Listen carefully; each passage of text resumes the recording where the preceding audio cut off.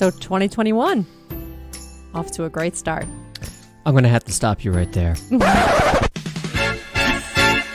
The bills make me wanna shout. Kick your heels up and shout. Throw your hands up and Oh, shout. baby. Throw your head back and shout. Come on now. Oh, The bills are baby. making it happen now. Bills. I know this isn't a sports podcast, but I don't know what you're talking about when it comes to 2021 because say you will. Wow. So that overshadows all the other shit that happened within the first week of 2021. Absolutely. Oh my God. Yes. Well, by definition. I'm glad you have that to, sustain you right now. Yeah. I don't know what you're talking about. Why? What happened? Yeah, there's nothing else going on in the world, right? What happened? Nothing. NBD. 6 days without incident. Mm-hmm. Was it 6? Yeah, 6 days. Yeah. Without incident. And here we are. Mm-hmm. And we actually, I think it was on Monday of last week, our first day back after the holiday break. Yeah. I had a really great day at work, and I don't remember what happened. We had a couple things happen that were just like, wow, okay. We got our checks. A stimulus. We did? Yeah, Okay. on the 4th. Was it? Yep, Yeah. That's right. But yeah, just a couple things kind of fell into place and things were going well on our return to work. And we were like, okay, so maybe 2021 really is going to redeem itself. And then 2 days later, it said, hold my beer, 2020. Yeah, basically. Welcome to While She's Napping. I am Adam. And I'm Cindy. Yeah, there we go. Yeah, I don't know why. Have you never watched wrestling? There's this meme. I'm sure you're familiar with Shawn Michaels. There's this meme going around about 2020 to 2021. And when Shawn Michaels first came into the WWF at the time, he was in a tag team. And when he broke up with that tag team, he turned heel. Mm-hmm. And the first time that phrase was ever used, turning heel, was he Sweet Chin Music, his tag team partner, heel kicked. Yep. Right into the face, hence heel turn. In the barber shop for Brutus the Barbecue Beefcake, and he shoved his tag team partner into the barbershop window. It's famous. Anyways, so if you're a wrestling fan, right before Shawn Michaels turned heel, he was playing possum and held his tag team partner's hand up in the air with him. And his tag team partner in text says 2020, and Shawn Michaels says 2021, and a heel turn's coming. Wow. Yeah. Yep. Sounds accurate. That's basically what's going to happen. But, I mean, it's still early. Today we are recording this Sunday the 10th. It is still early. We're only 10 days into 2021. It's bound to get better, right? Save for a civil war, what else could there be? Well, that's what I was going to say is in 2020, the end of 2020, when we did our reflection, we said, what else could happen? And then, lo and behold, violent takeover at the Capitol 6 days into the year. All right. We'll get into that in a bit. But before we continue with today's topic and talking about the shit that was on the 6th, speaking of 2021, our welcoming 2021 episode was very well received. A decent amount of listenership and downloads for that. So for that, we thank you. If you're new to the show and you haven't heard us before and you're interested in today's topic when it comes to toxic individuality, we welcome you to the show. We hope you enjoy it. And if you do, even if you don't, you should subscribe to the show. Wherever you're listening to your podcast on, we're there. Whatever platform, Apple Podcasts, Google Podcasts, Spotify, wherever, we are there. Subscribe. And if you're listening to us on Apple Podcasts, please give us 5 stars and a quick review. Also, we're on all the social medias out there, even though that might be bleeding into this topic today as well, social media. But if you use it safely and you use it responsibly, we invite you to contact us. We are on Facebook at facebook.com/while she's napping. We're on Instagram at while she's napping. We're kind of on Twitter. We're not banned, but we're there at She's Napping Pod. And you can email us at whileshe'snapping@gmail.com. Yeah, that was a long time coming. Him being banned on Twitter. Trump, that is. Yep. But yeah, I think that, save for a civil war, the only thing we can think of, or that I can think of, that is going to, one up what happened on the 6th would be a nuke, maybe? God. Like, if it's not a civil war, what's the worst that could happen? A nuclear war, right? Yeah, I guess. Yeah. I mean, I just want to get past the next 10 days. I don't think it's going to end there. I really don't. Maybe not. When it comes to the inauguration, I don't think it's going to end there. But we should have seen this coming. Apparently, there were breadcrumbs everywhere about this. And law enforcement should have seen it coming. The FBI should have seen this coming, which makes me, and again, we've talked about the conspiracy theories, and I'm sure that's going to come up on today's episode too. But, it makes me wonder, how deep does this run when it comes to law enforcement? When it comes to people that are supposed to be protecting the general public and setting aside their political views and biases, how much of this was, I don't want to say orchestrated, but assisted by enforcers, such as, police officers or agents or security? How many of them knew about this beforehand and helped this happen? Legitimately helped, not backed off because they were overwhelmed by the sheer number of people, but said, I'm a part of this, and I'm going to remove myself from my post. Right. I feel like at any time there's an event like this that's chaotic and you see clips that people take a video on their phone or whatever, it's really hard to get the full context of whatever is happening. Right. But there were several videos that showed different levels of what you're talking about. I mean, there were videos where officers were really holding the line and putting their full body at risk to try to hold them back and protect the building. But then there was that one clip that you showed me that showed the officers basically backing up and letting them through. Right. And yeah, it's hard not to wonder what was behind that. What did they think was going to result from that? And trampled. That's the only counter right. argument. Like, was I there can some think of. other thing that we're not aware of because we're not trained in law enforcement or security that we can't understand, and we don't know the whole context of what was happening, that there was a reason they had to choose to back down versus hold the line? But it's really hard to wrap your head around what that could have been. I don't know. When you think about why this is happening, the disconnect is when you say, don't you care about the Constitution? Don't you care about the sacred nature of the chamber, of the House, the Capitol? And they would say, they being those that were part of this insurrection, let's call it what it is, this terrorist attack, they would say, we are protecting the Constitution. Right. So there's a misinterpretation of what it means to protect the Constitution, because in these people's eyes, they are protecting the Constitution because they're protecting the rightful, quote unquote, winner of the election. And they're convinced that the result is fraudulent. Right. They believe that the government is partaking in An uprising. or, they're allowing for this injustice to be upheld and for the election and their sacred right to vote and, participate in a free and fair election is being violated. But that whole thing, it just makes my head spin thinking about the people who are so enraged by the allegations, completely unfounded allegations of voter fraud or people voting twice or dead people voting and all these things that, of course, happen in isolation in any given year. Like, there's, like, when you think about a dead person voting, okay, there could have been a registered voter who mailed it in his or her ballot and then died. Right. Like, and when you look up the record, it's going to show that they're not alive.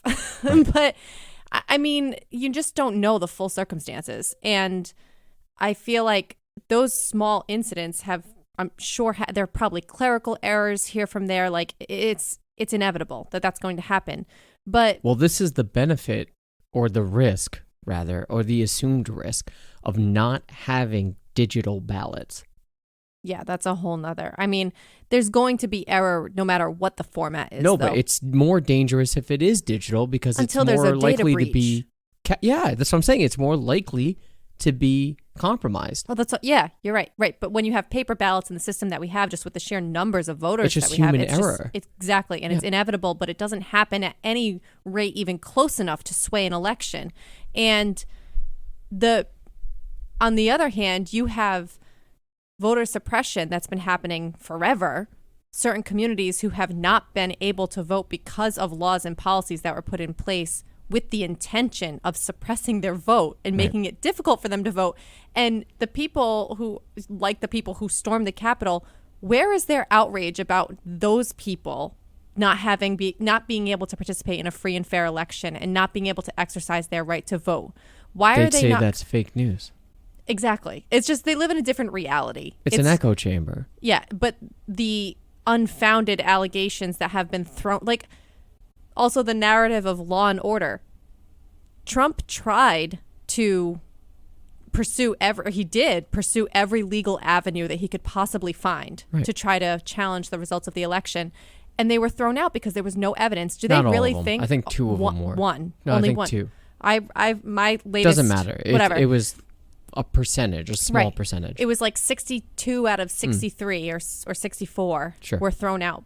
They wouldn't even hear it. And do they think, that this group of people who say that they ascribe so tightly to the principles of law and order, do they think all of these courts are corrupt? Yes. And but how? Like, how can you think in all these different states, different counties with different judges who have all different backgrounds? Like, it is more believable for me. That is more believable than a child sex ring run by a cabal. Well, yeah, that's a different level of crazy. And people drink adrenochrome to stay young. That's next level. But these are the same people. Some of them. I bet there are people who were in that crowd at the Capitol who aren't QAnons. I don't know. I'm sure that was a large majority, but I think there's also people who just think it was an unfair election, but maybe they don't rise to the level of being part of QAnon. But for me, government corruption isn't far-fetched, right? And it's not. But I think on that scale, it is. That, these other things become a slippery slope, and they become to certain individuals more believable. I'm not saying this happened. I'm not suggesting that there was voter fraud or the government on a large scale is suppressing the quote-unquote rightful vote of Donald Trump. I'm not saying that. I'm saying when you assume corruption in the government, anything's possible. I don't even know what to say to that. I mean, I know it's possible, but it's very unlikely. That's what I mean. I don't believe it happened. No, I know you don't. I'm speaking to a hypothetical person who does think that. I'm like, it's kind of like when we talked about pandemic and we talked or climate change. People who think it's a hoax or a conspiracy. It's like, how could that happen on such a huge scale to have this level of global coordination to make up to this story of something that's not really happening? Then you believe in the NWO, you believe in the Illuminati. Yeah, I know. It's all crazy. There has to be a boogeyman figure out there. We're getting off track. Yeah. I want to tie this up to today's topic of toxic individuality. And if I was to, that sounds weird. Anyways, if I were to make this connection to toxic masculinity, if you recall back to that episode, we didn't say masculinity in and of itself was a bad thing, but when you put it into hyperdrive and sort of spill this into the fabrics of our culture, this according to you, it becomes toxic. I assume because of the actions of certain individuals during this pandemic, of how they, for instance, just want to do what they want to do. They ignore protocols and they put other people in danger. That goes from individuality to toxic individuality because, as such, when you spill that into the fabric of people's behaviors, it becomes harmful. So I assume that's what we mean by toxic individuality. And to be fair, this is a fairly new, if not brand new, phenomena that is being introduced as a result of COVID. I think so. I mean, it's probably not a new concept, but I think it's very evident as a result of the pandemic. But I had never heard of this term until there was an article in NPR at the end of the year talking about this in the context of the pandemic, specifically how it related to medical professionals in rural parts of the U.S. who have been quitting their jobs and moving as a result of feeling the toxicity of people being so hell-bent on their individual freedoms and rights and only caring about themselves, essentially, and how things affect their life. And I just thought it was so interesting how these doctors were describing this. Like, they've grown up in these small towns in rural America where the reason why some of them, at least the ones that were interviewed for this piece, were describing that they moved to these places. They weren't from there necessarily. This is before the pandemic. Yes, when they originally moved. I think there was a town in Kansas that this doctor was from. But she wanted to raise her family there because small town values. Exactly. Yeah. She wanted to be part of a tight-knit community where your neighbor helps your neighbor and you're all, in this together sort of thing. And you help each other when you're in need. And she wanted to instill that in her children. And she was describing how much the switch flipped when COVID became a thing, that she went from having neighbors and family friends come up to her at church and ask her for friendly medical advice because they respected her as a doctor and respected her opinion and her expert opinion, to lashing out at her and yelling at her because they disagreed with what they were being told to do. And all of a sudden, she was not respected in her field, and it became a toxic place for her to be. I don't know that, again, we did this with toxic masculinity, and your stance was a little bit different than mine. And I said, I don't know that it exists.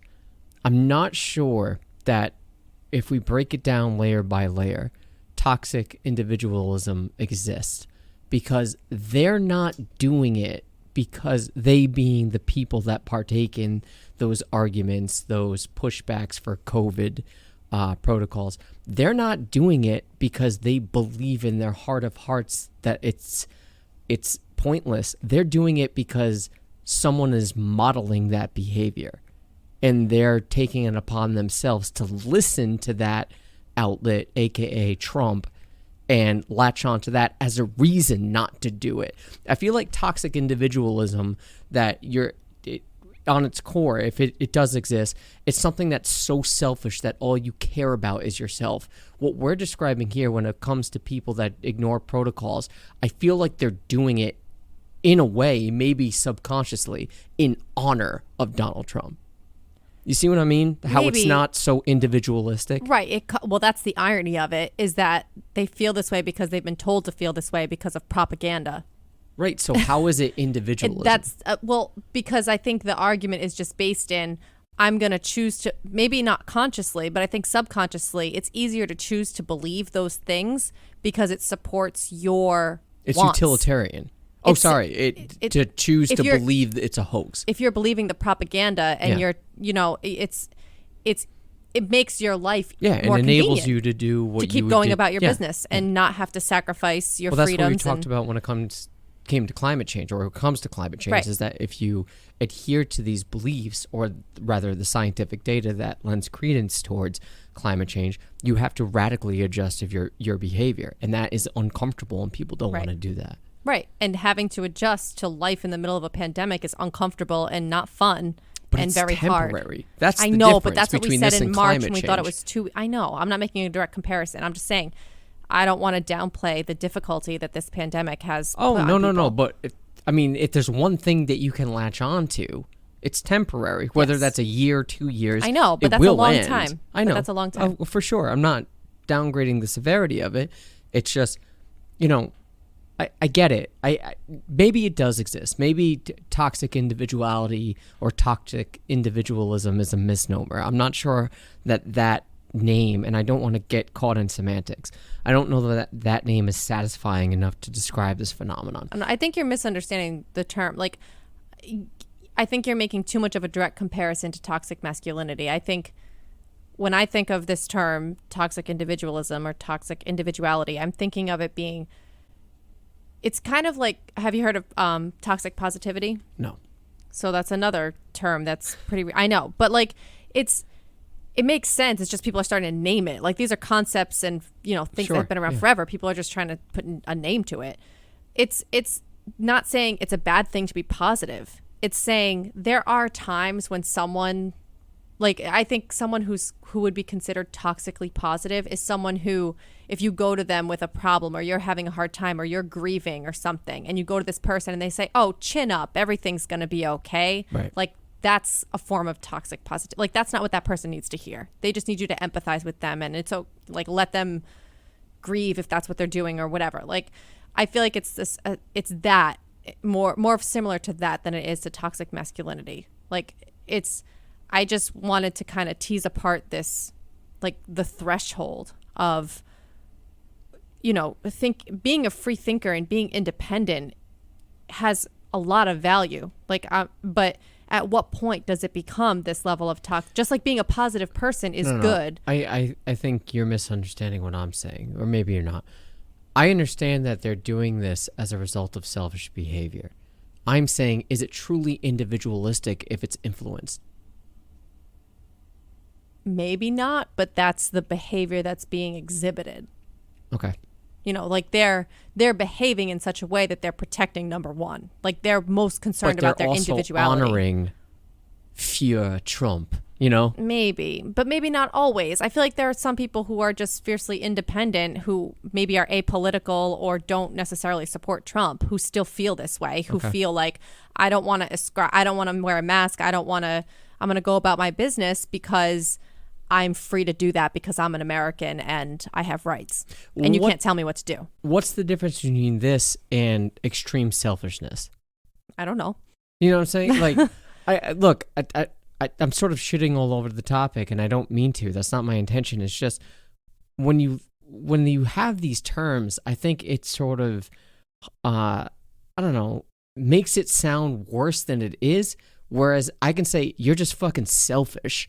And that's good enough, Okay, so you can have a different name for. I'm just saying they put a name to it, and it's a phenomenon in that it's not just about someone living their life in a selfish way, and therefore they don't have good relationships with their family, or they don't have good working relationships because they act selfishly.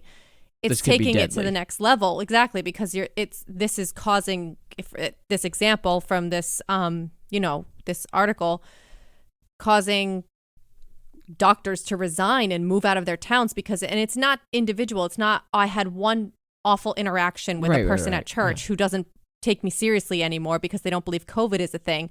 It's one after the other after the other. It's the vast majority of their community is partaking in this individualistic, they're taking that stance that their individual freedom, their individualism is more important than their community. And they're putting themselves before their community in the context of something that is going to harm everyone unless you approach it from a community perspective. Maybe. Most likely. You can't defeat a virus, a pandemic that's contagious like this if people aren't working together. Right, but I don't know that it's going to harm everyone. Some people could be asymptomatic, and there's like a 98%. Right, but that still has results. Of course. It still I'm not has saying that impacts it on other wouldn't people. spread, and I'm not saying there's no danger to it. I'm just saying it's not necessarily deadly. I didn't say that. Right. I'm saying you can't. We were talking about that. What makes this toxic? Well, maybe not deadly, but it's still. I mean, it didn't kill this doctor, the toxic individuality that she was experiencing, but it caused her to leave her job and move her family, and that's not a good look either. No. Look, and again, I'm not. I recognize that this is a thing, right? We talk about it all the time. That people are saying my rights, my freedoms, my ability to get my fucking haircut trumps everything, and that isn't what this is about. This isn't the seatbelt law. Now, if we were talking about the seatbelt law when it comes to this, I can get on board. I can much more appreciate the stance if someone was hell-bent saying, it's my life, it's my body, I should be able to choose to wear a seatbelt or not. I can get on board with that. Don't necessarily disagree with you not wearing a seatbelt, but I certainly agree with the notion that it's your right to choose whether to wear one or not. Right, and it doesn't necessarily affect anybody else. No, and you get these lunatics that are like, well, you can go went through through the a car windshield, window yeah. and then the other car window. Do you understand how much force it would take for you to go through 2 windshields, not just one? Yeah. It's rare, but the point is I can get on board with that because you're literally most of the time the only one being put at risk unless there's someone else in the car or whatever. It's kind of crazy that we need a law to tell people to wear a seatbelt. Yeah, but it's an individual decision because Yes. it's an individual action that's meant to protect yourself. It's your choice, Yeah. right? When it comes to mask wearing or protocols, social distance, they're doing it to protect everybody in the given Well, it's the same area. thing with smoking, Exactly. drunk Yes. driving, because it puts other Yes. people in danger. Yes. Any public health law that we have in place is to protect the public and yourself ultimately. Like, we talked about pollution on the climate change episode. Like, yeah, okay, maybe you can't, you're being told if you're a company or an industry or whatever, that you can't pollute, you can't use this certain chemical or you're limited in your emissions. It's so that you also as an individual can breathe clean air and have clean water to drink in your Right. community. Like, it benefits everybody if everyone works together for Adheres these. to it. Yeah. But the thing is that, when you are dealing with the pandemic, and we're going to look back on this, and even now we can maybe classify it as this is an anomaly. It really is when it comes to these type of psychological dispositions or these new phenomena of behavior or behaviors. It's an anomaly, right? And that's why we talked about it before when it came to, I think it was the Christmas episode of how you celebrate Christmas during the pandemic. And, Yeah. we're sort of self-navigating this. We're figuring it out as we go along. We're going to look back on this, and I do think there's going to be a snap period where people are just like, let's get back to normal. Let's get back to how everything used to be. And for by and large, it will be that way, right? And we'll just sort of eventually, these individual, sort of behaviors will sort of fade, right? These pushback towards mask wearing and stuff, that's not going to be a thing. My problem will be, what portions of science are you going to disregard? That's and my concern. Push away Is the distrust that's being sowed. Well, so you have people that are on their deathbeds because of COVID, and you have nurses and doctors telling this individual, is there anyone you want us to call? And some of them are saying, no, because I'm going to be fine. And then they just die, right? And again, you can call that toxic individualism, and I understand why you would, but to me, and especially for relating to the pandemic, it just constantly just boils down to misinformation and adhering to your false god of Trump. That's what makes it. I don't want to keep going back to it, but I struggle calling this an individual problem. I would much rather call this a groupthink problem, an echo chamber problem. Well, that's what's interesting about it is I agree with you. That's what it is. Like, that's what's so ironic is that the people ascribing to this are saying, it's about me. It's about me, and I know better than this doctor. I whatever. Like, if you think this is what blows my mind. If someone sees a YouTube video or they see a meme or something, and now they think, oh, I have the inside info. I know the truth. I know more than this doctor does, or this expert in infectious disease or epidemiology. I know better, and I'm not going to fall for this conspiracy of trying to take away my freedoms and tell me to wear a mask. The irony in the fact that that person thinks that they are standing up for themselves and preserving their freedom, when in reality they were just puppeted by this propaganda. Or they picked it up from social media. That's what I mean. it's being propagated through social media by people sharing it and by this groupthink phenomenon. That is what confuses me so much. That's why I thought this topic was so interesting, because the types of people who are exhibiting these toxically individualistic behaviors are the same people who are buying into this misinformation and propaganda, which is not an individual thing. Before we hit the break, do you think a way to combat this, because I was thinking about it while you said, how they push back against scientists and whatnot. I don't necessarily think that the pushback is towards scientists, right? All scientists. I think it starts at the top, like people from Fauci, and people just assume people in these positions of science are like Fauci, right? So if you didn't have a Fauci, and again, hold on, don't get it twisted. I understand the importance of having a CDC. I understand the importance of having all these, scientific research programs in the government. But do you think a way to dissuade this is to not have government officials make these claims, so people aren't thinking, oh, you're just part of the government conspiracy? Rather, if it was just a dude, right? I mean, Fauci basically is just a but dude. He's part of a cabinet. But he's a lifetime scientist. People don't care. That's a lifetime to them of corruption. Okay, so this gets me all the time. Like,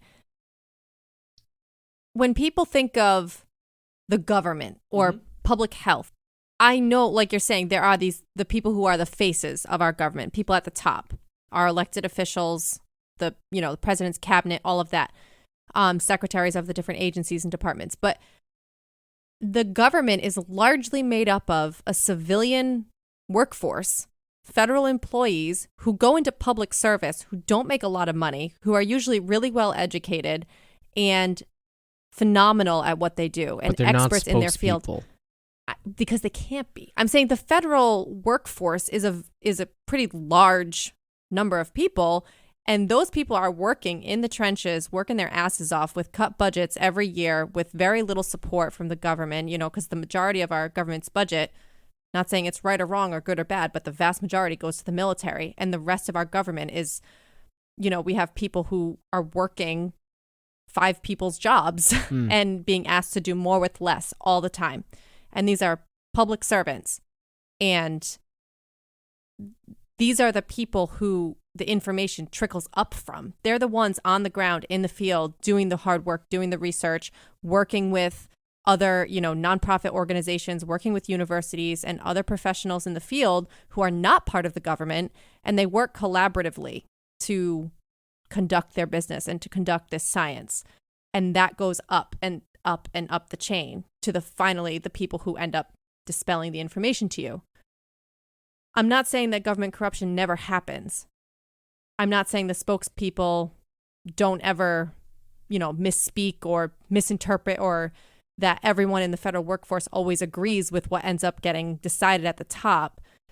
But I don't like how I feel like a lot of people just they forget that the government is made up of real people. Yes, they forget the nuances beneath them.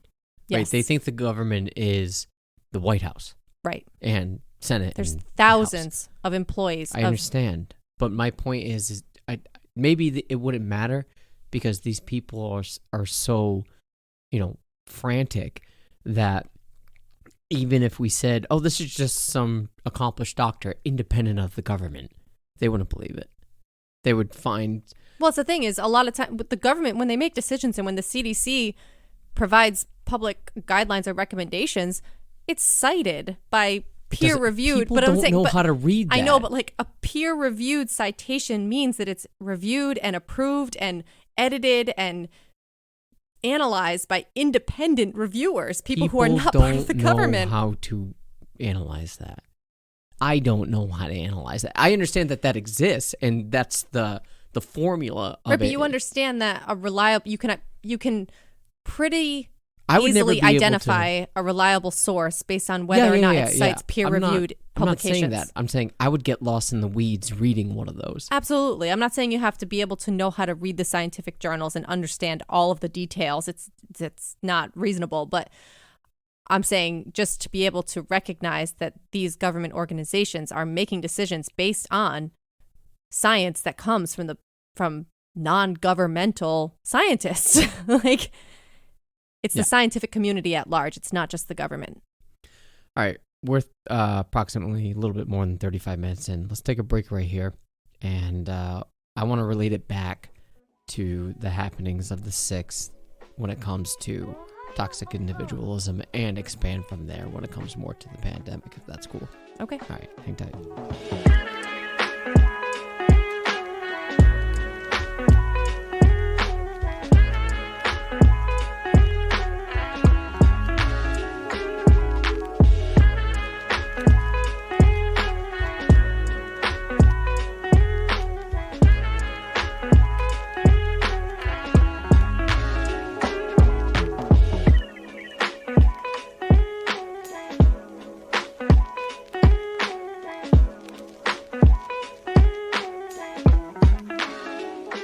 So when it comes to what happened on the 6th, I think we can, I don't want to get tied too much into this, but when we look at the actions, and of course this is a result of groupthink, like we said, this is a result of misinformation, this is a result of people being in their echo chamber of lies, misinformation, and legitimate fake news, which is the irony of all this because they call legitimate news fake news. There is a sense of, we're doing this for the Constitution. We're doing this for we're saving America. It's a revolution. There is a groupthink mentality in there, but, when we're talking about legitimate revolutions, we're talking about people that are legitimately oppressed. And none of these individuals are oppressed. None of them. And they think they're doing something, and it's got to be a self-fulfilling prophecy for them. It's got to be a self-gratifying action that they're doing. I don't necessarily think they believe they're doing it for America. I think they're doing it for themselves and Trump. Bringing it back to the whole, is it truly individualistic? And we could say it's partially individualistic because they want to feel as individuals like they accomplish something, but for Trump, because they have nothing else, it seems. But they're saying it's to save our democracy. But how can it be saving our democracy if we're ransacking That's the irony. the place that represents and protects our democracies? That our democracy was going to be shat on because they thought that an election was going to be certified that was invalid. Yeah. I know. It's an endless cycle. Did you see the latest that they think, when Trump, before he got banned from Twitter, he made a statement on a video saying he denounces what happened. Oh, yeah. And that he said I love you, you're very special. No. That was the video outside. This was when he was inside the White House. He was, it was the closest thing he came to a concession. He said, okay, so it was one after that. Yes, there will be a new administration. Right. But he wouldn't name Joe Biden. The QAnons and the people on Parler and stuff swear that's CGI'd. That's not him. They swear. Didn't I say that? I said that either they're going to say, I didn't call that. I didn't say they were going to say that it was fake, but I said they're going to twist it to say, well, of course he has to say that to preserve, because he's going to get impeached or he's going to get, 25th Amendment removed from office, whatever. Like, he's just saying what he has to do to please them, but it's not over. Like, you'll see what's coming. It'll be like nothing you've ever seen before. Like, they'll just say, this is what we have to do to give them a mirage of, to keep things in order, but there's more to come. Listen, two things about that. What's on when Trump gets banned from Pinterest. Oh, he got banned from Pinterest? He did. So it's on. How is he going to make a pin board? He's going to go to OnlyFans. I keep seeing that meme. True. It's really funny. What's bad? When Alex Jones denounces QAnon. Yeah. I can get behind gay frogs drinking water, making them gay. But QAnon is where I draw the line. He's like the master of conspiracy theories, and even he doesn't Well, maybe believe it's it. because they're stepping on his toes. You know, Yeah. he was the guy. He wants to be back in the limelight You with know. his own crazy shit. Yeah, and no one has, like, Q has now taken over Alex Jones as the ultimate conspiracy theorist source. Right. And maybe he's like, yo, this is cutting into my brand. It's true. They're Pepsi, he's Coke. Yeah. Cutting right in. Anyways. This is probably a good time just for a PSA on the First Amendment. I think most of our listeners probably understand this distinction, but it's impossible not to see it flying around on social media that This isn't a violation of the right. first, A yeah. private company like Twitter or Facebook saying you're violating our rules, therefore you're losing your privilege of being in this community or using our platform is not a violation of the First Amendment. Right. It does not impede on free speech. Trump, and in the case of Trump, he's the fucking president. He can go to the podium and speak to the American people whenever the fuck he wants and hold a press briefing or anything like that. Like, he has plenty of avenues available to him to speak his mind and say whatever he has to say.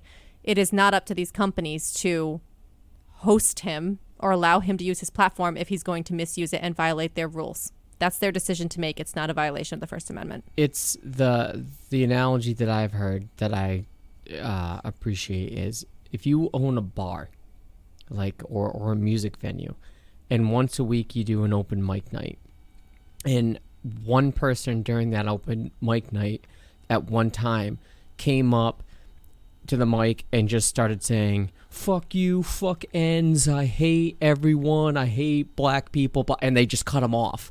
That's not disrupting your First Amendment right. Right. You own that bar. You can say, get out. Right. You are not allowed to use this microphone. Mm-hmm. That's not a violation right. of You can't get Twitter. Arrested for that. You can't have the No. government come down on you because of something you said, unless it's a threat or harassment or something like that. that could be classified as a hate crime. But sure, my point depending on what you is said. that the microphone is Twitter. Yeah. And Twitter is the bar. Right. So, or rather, the platform is the bar. The owners of the company are the equivalent of the owners of the bar. Owns the bar there. So, Twitter can ban you. People have take away your banned microphone for less. Yeah. And it's not a violation of free speech. It's taken 4 years. More. I mean, he's been tweeting for more than 4 years. When but still. does it come to a point where people, instead of saying, oh, if you don't have, lib speak, you're going to get censored. If the majority of these bannings are happening because you're saying racist shit and inciting violence, it's no longer a left or right thing. Or maybe the right needs to take a hard look in the mirror and say, maybe we're kind of fucked up in what we're putting out there. Right. Maybe there's a reason this pattern exists. That's what I'm saying. Yeah. Maybe it's not the people adhering to liberal ideologies. Maybe it's what you're fucking saying. Objectively. Yes. That rhetoric is more dangerous than what comes from the left in general. All right. Okay. Anyways, let's bring it back. Go ahead. Okay. Okay. So do you want to move into how we've seen this kind of manifest in our life and our, how we've been navigating the pandemic and some of these instances? I assume this isn't going to be dissimilar to any listener's experience. Oh, too. probably not. But I want to talk specifically about what Sure. has happened with our childcare situation and a family that we knew who went through something really awful. So we made the decision it's pretty obvious. We're on the end of the spectrum where we're super cautious about COVID, and we very much limited our social interactions. We very much limit our time we spend in public places, and we were hesitant to send our child back to daycare when it reopened last summer. I think it opened in June. Mm-hmm. And at first we didn't send her back. We waited about a month. We knew that it was going to take some time for them to get used to the new protocols and find their groove, and we just kind of wanted to wait. So we had the flexibility to do that, so we took advantage. And then we sent her back in July after the July 4th holiday, and everything had been fine. There were no cases. Granted, this was the summer. Numbers were pretty low in general. And then, so we went months without anything, not one case at the school. And then after Halloween, so it was around Veterans Day, it was mid-November. Right. All of a sudden, there were 3 cases in a week, all from different classrooms within the school. So these were unrelated children who weren't even interacting with one another. It's not like one kid came and then 2 other kids caught it. it was 3 separate individual students from 3 separate individual families who all brought it in around the same time. And it was so hard. On the one hand, I don't want to judge. I don't know most of the other families who go to this school. I have no idea what they do for a living. I mean, they could have parents who are nurses in a COVID ward for all I know. Like they could be on the front lines. They could be working in the grocery store. They could be doing very high risk jobs that they have no choice but to do. I don't hold that against them at all. Like that's a risk that we take sending her to daycare. But it was really hard to ignore that happened 2 weeks after Halloween. Right. And on Halloween, we saw in our neighborhood, we still passed out candy, but I put a table, at the end of the walkway and there was no interaction. But we saw families trick-or-treating in large groups. We saw people walking around without masks. We saw people handing out candy at their front door without masks, like nothing was happening. And it was really, really alarming to me to see that outbreak happen at that time, and extremely difficult to ignore or think that it didn't have anything to do with Halloween. And so at that point, we decided to take her. She had to get tested because she was a direct contact of one of the positive students. Luckily, she tested negative, but we decided not to send her back because by now we were moving into Thanksgiving and Christmas and assumed that there was going to be more gatherings and cases were just going to keep going up. Which they did. And she's still home now. We still haven't sent her back because the cases just keep surging. And it just brings it home to me that I don't think, I've mentioned this before, like people are taking their own approach in terms of, and this is in the context of thinking of if you're a family who has a child who's going to school or going to daycare, especially if your child is young enough to not wear a mask. Everything that your family does and everything that your child does and every person that your child interacts with, you are increasing the risk of every person in your child's daycare or school of contracting COVID and bringing it home to their family who you don't know if they are elderly, immunocompromised, whatever. And it just saddens me that I feel like, and again, I'm going on a lot of assumption because I don't know most of the families that are daycare, but it feels like it's not unlikely that there's a lot of this individualism happening where people are like, well, I feel comfortable going trick-or-treating with this group of kids from the neighborhood. Or I don't want my kids to miss out on that. Right. And I still want to give out candy because I want to bring joy to the kids in my neighborhood. And fine. That's why I gave out candy. Right. I didn't want we did everything we could to make this Halloween fun within reason, with trying to do it safely. And I feel like that's a symptom of this like toxic individuality is we're all like living in this bubble of trying to keep our own family safe and do what's best for our family. And there's nothing wrong with that. But for some reason, I feel like there's this disconnect. Like for me, I feel like every time I send her to school, I know that she's interacting with 7 other kids in her classroom who are all, under 3 years old, who don't wear their masks. And she's sharing her germs with everybody and her teachers who we love and are putting themselves at risk every day too, being around all these germy ass kids who don't wear masks and are not good about hygiene in general as a toddler. So it made me very upset that this happened. And I feel like this toxic individuality or individualism is contributing to this like lack of community within these groups. Like I wish that daycares and small schools, to the extent that they can, or like classrooms of people, would view it as their little community, their little pod. And we need to protect each other because it's a priority for our kids to be able to go to school. It's a priority for our kids to go to their daycare. So our number one concern should be protecting ourselves and the other families within that group.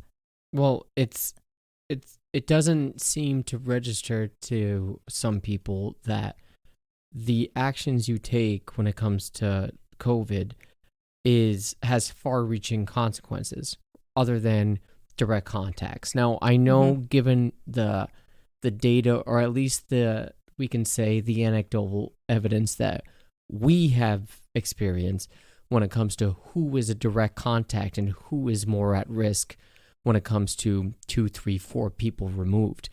I get it. But I think the risk that they think they're assuming is, okay, I'm going to send my kid trick-or-treating, or I'm going to have large gathering for Thanksgiving, Christmas, New Year's Eve, whatever. And they're going to be my kids' friends, and they're going to hang out. And if my kids get it and bring it to daycare, it's only going to affect those kids. That's what they don't understand, is that, no, it's more than that. It's, what if one kid doesn't have parents but has grandparents taking care of them, and you just killed them? Basically, indirectly, you've just killed them because you just had to have a New Year's Eve party, or you just had to have your friends have a slumber party, or your kids' friends, rather, have a slumber party. And knowing how likely it is that kids will be asymptomatic. I mean, a lot of adults are too, but especially kids seem to be asymptomatic, and there's no reason to get them tested if you don't know that they were in direct contact with someone who had it. Right.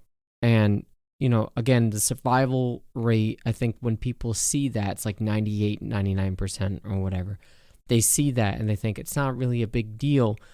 But in terms of the entire population, even if it's a 97% survival rate, 3% of the population is a pretty fucking big chunk of people, right? And that's only the people who die. That doesn't take into account the people who have long-term health complications, right? Which is a much greater percentage of people who have COVID. So, for example, we wanted to talk about this because we recently had an experience with a close family friend whose child suffered a very severe complication from testing positive from COVID. And it's something that has not been discussed a lot. It's something that I heard about sort of early on, but it was described as being extremely rare. But I think it's because it was just so new and it wasn't necessarily being connected to COVID at the time. But it's called MISC. It's multi-system inflammatory syndrome in children. In fairness, I need to make this disclaimer. When it comes to our friend, and I'm only saying this in the event that they're listening, it is not confirmed that she had this, their child. It is not confirmed. They still don't know, they being the doctors, 100% that she, the child, had this. It's likely, but they have not distinguished between this and Kawasaki 100% yet. The doctors lean towards MISC. Well, they reported it as a case of MISC to the Department of Health. Oh, okay. I'm just saying, according to our friend that I talked to today, the doctors have not confirmed that. Well, I think in general, it's the two syndromes are so similar that, but I think they don't have enough data yet. But it seems like the pattern is that kids who present with this inflammatory syndrome that looks just like Kawasaki disease, the difference is these kids are all also had tested positive or have the antibodies for COVID and had it at some point. I think they're not seeing that, that's not obviously a connection with Kawasaki disease. But they also don't even know what causes Kawasaki disease. Right. It's suspected that it's some virus, but they don't know what it is. It's a moot point. It's just for the sake of clarity. Sure. It's an emerging issue. It's something that doctors don't know a lot about, but it's becoming more and more evident that young children are susceptible or can develop this complication, even if they have COVID and never show symptoms and are completely asymptomatic. Right. Several weeks later, I think it's like between 4 and 6 weeks after the COVID infection, they can develop this terrifying inflammatory disease, which can be fatal. And it doesn't seem like a lot of people are talking about it. I think the doctors at the hospital also told them, and I read this on the CDC website as well, even kids who are exposed to COVID, so who are direct contact but test negative, are at risk, have developed this inflammatory syndrome. So it's like between 4 to 6 weeks after exposure. Yes. And so it's frustrating because I don't feel like, I know when our daughter had to get tested after the outbreak at the daycare, our pediatrician never mentioned that at all. I mean, because it is so rare and they probably don't want to scare people. But at the same time, like, what? No. So my friend said that a lot of they took it upon themselves to make a post about it on Facebook to raise awareness. Same thing with Instagram.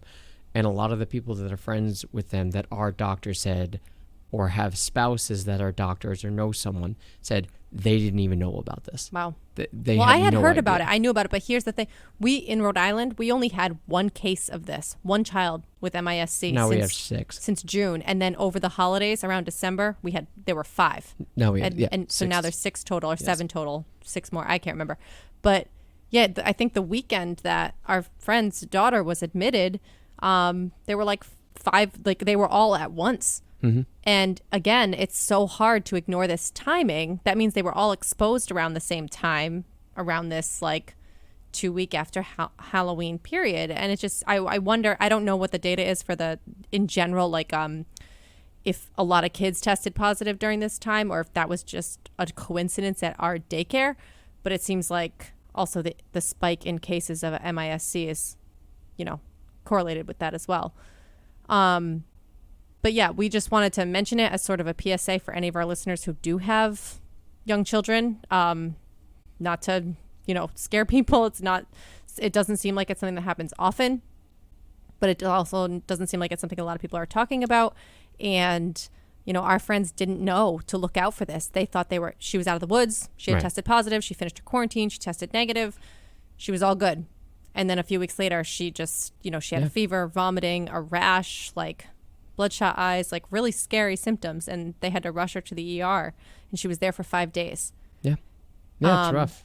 Yeah, it's serious and severe, and it's just made me kind of rethink the whole thing, because all along I've been thinking of, it's not a big deal if our kid catches it. Like, not that it's not a big deal, but my main concern was her spreading it to other people, asymptomatically.